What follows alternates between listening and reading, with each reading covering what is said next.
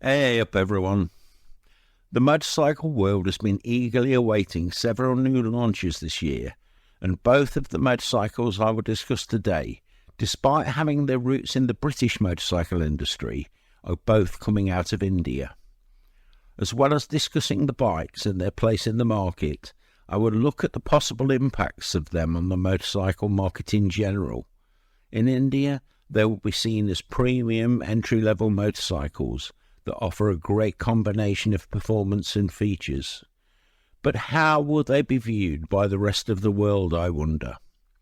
If you enjoy it, please like the video and share it with anyone you think might be interested. It helps get the content out to others who don't know about the channel yet. Hit the bell icon to be notified when new videos are uploaded, and don't forget to subscribe to the channel if you haven't already, for your weekly dose of news, views and adventures from the world of motorcycles. So, first I'm going to talk about the new Triumph 400cc motorcycles.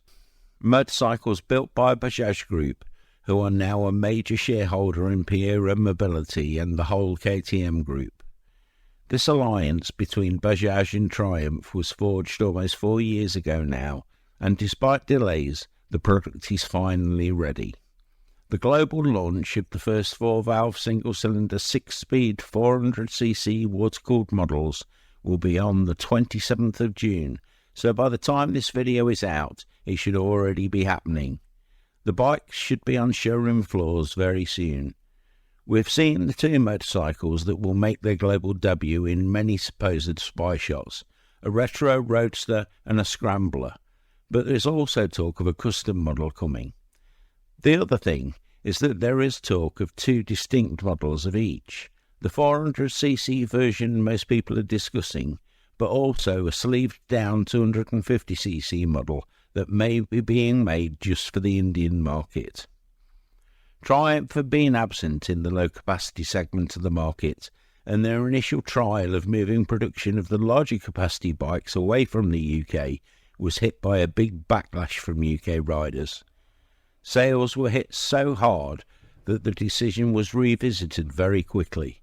Components and sub-assemblies are still manufactured abroad, but the final assembly was returned to the UK to try and limit the impact of the initial decision. However, Triumph have now decided to gamble on moving not only production to India, but using Bajaj Group to design, develop and manufacture both of these bikes from the ground up. Triumph really have had very little real input other than giving Bajaj Group a design spec and then signing the final designs off for manufacture. That could be as simple as we want small capacity motorcycles that look like the Bonneville and the Bonneville Scrambler. The truth is, they do need to explore the smaller capacity market to succeed on the world stage.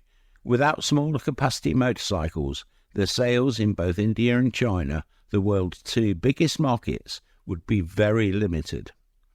As it stands, certainly in India, the market is dominated by Royal Enfield, and producing the three models I've mentioned would mean they instantly had motorcycles to compete with the 350 Hunter, the 411 Himalayan and the 350 Meteor. Both BMW and KTM entered this market segment a while ago now, so Triumph will be playing catch-up. But the big elephant in the room is what I think will inevitably become the battleground of the admittedly fake British bikes. The fight between Triumph and Royal Enfield to place themselves as the premium historic motorcycle when it comes to small capacity retro style bikes.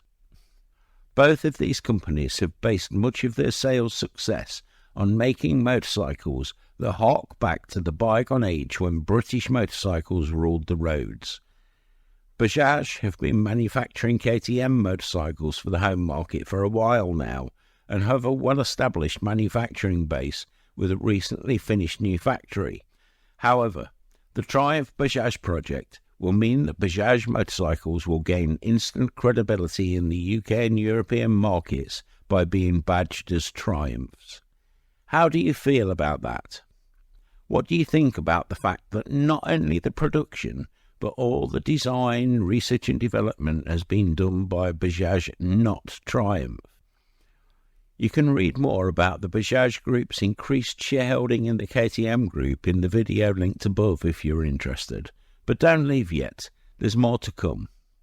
These motorcycles were originally rumoured to be 250cc capacity, but cost of development versus resale price meant a 400cc engine was decided on as the final design, because development costs would be exactly the same for a 250cc engine. Designing a 400cc engine meant they could simply sleeve it down to make a smaller capacity 250cc motorcycle where the market wanted one, getting two variants of each model with a little increase in overall costs. The Retro Roadster and Scrambler are both built on the same modular platform and will get the same engine and chassis, but the front forks, rear subframe and swing arm could be different on the Scrambler. This is because it's a motorcycle built for a sector of the market where you know it has to have the ability to go off-road. Designing the additional parts to turn this into a basic custom-style motorcycle would also be very easy now that they have the initial models to work from. A lot of the cycle parts will inevitably be shared by the different models in an effort to cut costs. Swapping in longer travel suspension for the Scrambler and lowering the custom version might well be the total extent of the differences, although it would seem obvious that an upswept exhaust should be fitted to the Scrambler. The Scrambler is aimed at the market that has become dominated by the Royal Enfield Himalayan and the Scram, so you know we may get a version with a 21-inch front wheel in time too. The Roadster is the bike that will take on the segment leader, which is the Royal Enfield Hunter 350. In fact, in just a few years, you are likely to see a lot of new motorcycles in this sector, and Triumph and Bajaj are trying to place themselves in a position where they can become one of the go-to manufacturers for small to medium capacity motorcycles. Exact pricing of the bikes is still speculation, but by the time the video hits, that should have been announced. Expect them to be priced competitively with the Royal Enfields. Final specs have been equally well hidden, although there have been supposed leaks. I think we can expect power figures of around 42 horsepower and about 40 Newton meters of torque, with a dry weight of around 170 kilos. We will all find out more over the next few days.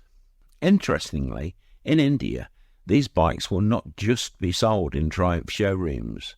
Bajaj wants to expand its influence and consider that the only way they can get the sales volume they want for this motorcycle is to set up between 100 and 150 new dealerships in the next few years. This is following the same basic business model that KTM and Pierre Mobility are using to expand the influence of that company. It has the added effect of increasing the reliance of the associated brands on the distribution network of the parent company. Now, CF Moto, MV Agusta, GasGas, Husqvarna and Triumph will all be reliant on the Bajaj Group or Pierre Mobility groups to manufacture and in most cases distribute parts. Is that a healthy situation? What I find interesting is the way that this motorcycle is being marketed very differently for the different markets. In India, this is being marketed as a Bajaj Triumph. The focus is on the Bajaj name, as they are better established in India. This begs the question, is the motorcycle really a Triumph at all? Or are Triumph, as many others do, simply buying and rebadging something they have really had minimal connection to? As we've established, the motorcycle was designed by Bajaj, all the research and development was done by Bajaj, production of the complete motorcycle and all parts will be done by Bajaj too. The whole package to me looks like a Bajaj motorcycle simply rebadged as a Triumph for the UK and other Western markets. The only connection to Triumph is via the initial basic design criteria and the possible influence of raising the capacity from the originally discussed 250cc design up to the present 400cc capacity. Oh, and the badge, of course. I, for one, would like to see the details of the deal done by Triumph and Bajaj to know if this might influence other future plans Triumph have for motorcycles beyond these new Bajaj-produced models. We know there is a new off-road range coming too. I have no problem with manufacturing in any country a company wants to, but as I have said before, with KTM and Ducati, to name just two, I can't stand the lack of honesty when the same companies constantly play on their history and the made in Britain, made in Italy or made in Austria concept. You just know that somewhere, at least on the motorcycles headed for the UK market, we will see some sort of Union Jack logo used as a marketing ploy. All I want is honesty. Then we come to the new Royal Enfield Himalayan 450. At least honesty isn't an issue here. Now, the Himalayan has surprised a lot of people with the great success it has had since it was first launched. However, this new Himalayan has been designed to address the acknowledged limitations of the previous model. The all-new water-cooled motor is a first for Royal Enfield, and the lighter chassis has been a customer-led initiative in many ways. There have been many renderings and many spy shots, including what looked like a very dead one after a crash. There is a similarity to the present Himalayan, but it looks different enough to make it easily distinguishable. Across the world, Himalayan owners have been screaming for more power and lower weight from the very start. The Scram was a little lighter, but the hope is that this new 450 Himalayan will be significantly lighter than its predecessor. The Himalayan 411, which is still on sale, is known for its comfort, economy and versatility, and has gained a reputation as a rugged, do-it-all motorcycle. In India, it is seen as an aspirational motorcycle, while here in the Western world, it is the cost-conscious rider looking for a simple, cost-effective motorcycle that has driven the sales so far. Do you think that the change to water cooling will put those riders looking for simplicity off the new model? Let me know in the comments below. The Himalayan 411 was never really powerful enough to make highways and long-distance touring comfortable. Although many have done plenty of miles, they will all tell you that above 95 kilometers an hour or 60 miles an hour, the motorcycle always felt lacking. So the new engine needed to have significantly more power. It seems fairly well established now that the new engine will produce around 40 horsepower, and will also throw out a better-looking torque figure of about 45 Newton meters. So it will have significantly more grunt than the previous model, and be comparable to the KTM 390 Adventure. If the weight is also decreased significantly, the combination of less weight and more power could make this more than competitive with bikes like the CB500X and Benelli TRK502. Having said that, from the marketing, it is clear that Royal Enfield see people who would otherwise buy the KTM 390 Adventure as the real target market for this motorcycle. You can also expect the new Himalayan to land with a full catalogue of extras, from luggage, screens, handlebars, handguards, seats, water and oil cooler guards and more. Anything you could want to make this motorcycle your own. That is the Royal Enfield way. It will inevitably come at a more expensive price than the existing 411 Himalayan, but the company has managed to enter the market with more than competitive prices so far, so expect the new 450 Himalayan to continue that trend. I would expect it to be priced between the 411 Himalayan and the CB500X for maximum market impact. I will be looking at this whole sector of the market more as time goes on.